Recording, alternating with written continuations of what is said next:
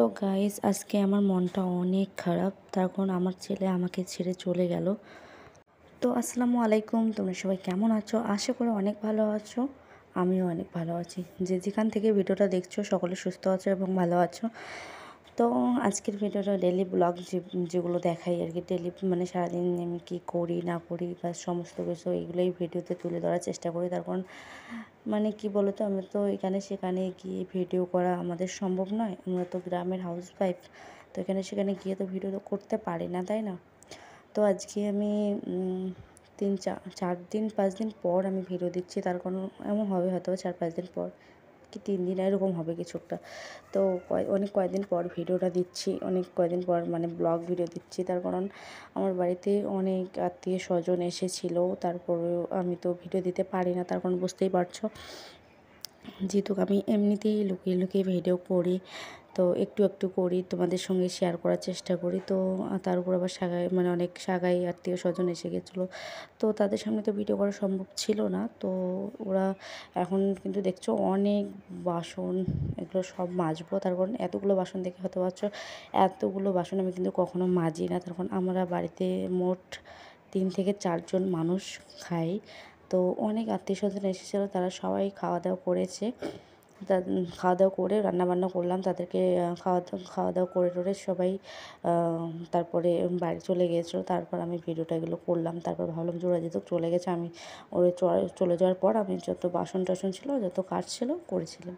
তো ভাবলাম যে তোমাদের সঙ্গে একটুখানি শেয়ার করি, কদিন ধরে তো শেয়ার করা হচ্ছে না, তো একটুখানি শেয়ার করি তোমাদের সঙ্গেও। তো সেজন্য দেখতে পাচ্ছি এখানে অনেক বাসন, জানি না ক্যামেরাতে কতটা দেখতে পারছো, অনেক বাসন ছিল, সবগুলো মেজে টেজে। তো সারাদিনের রুটিন আমি যা দেখাই এগুলোই দেখাচ্ছি। গাইস সম্পূর্ণ ভিডিও দেখবে, আশা করি অনেক ভালো লাগবে। ভিডিওটা দেখতে থাকো, বুঝতে পারবে। তার উপর দিয়ে আমার মনটা একদমই ভালো না, অনেক খারাপ মনটা।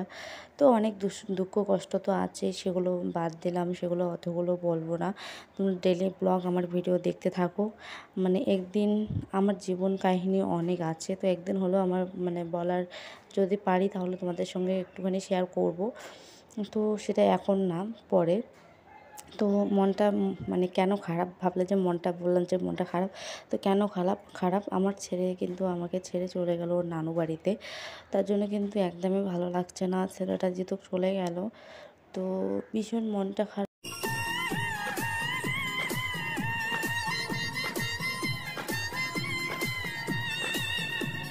তো তখন আমরা বাড়িতে তো তেমন কেউ নেই আমাদের বাড়িতে। তো আমার ছেলে যদি আমার সঙ্গে না থাকে তো একদমই ভালো লাগে না। এখন ও দুষ্টুমি করে, যতই দুষ্টুমি করুক, যতই যাই করুক, আমাকে অনেকটাই ভালো লাগে। তার কথা, তার মানে সব কিছুই আমার ভালো লাগে। তো সে যেহেতু অনেক কান্না করছিলো ওর নানু বাড়ি যাওয়ার জন্য, তো ভাবলাম ঠিক আছে তুমি যাও। মাও আবার বলছিলো দাও নিয়ে যাই। তো আমি বললাম ঠিক আছে তুমি যাও তাহলে। ওকে গোসল টোসল করে রেডি করে দিলাম, দিয়ে দেন আমি এখন সব বাসন যেহেতু মাজা শেষ, যেগুলো গুছিয়ে রাখবো ভালো করে। তো গাইজ ভিডিওটা দেখে যদি একটুকু ভালো লাগে, লাইক কমেন্ট সাবস্ক্রাইব করে আমার পাশে থাকবে, আর অনেক অনেক সাপোর্ট করবে, অনেক অনেক ভালোবাসা দিবে। তো দেখতে থাকো ভিডিওটা, সম্পূর্ণ ভিডিও দেখো, আশা করি ভালো লাগবে। দেখো আমার ছেলে আমাকে কী বলেছে, কী করেছে আমার সঙ্গে। তো বিকালবেলা মানে আমাদের তো মানে এটা কিন্তু দুপুরবেলার মানে কাজ।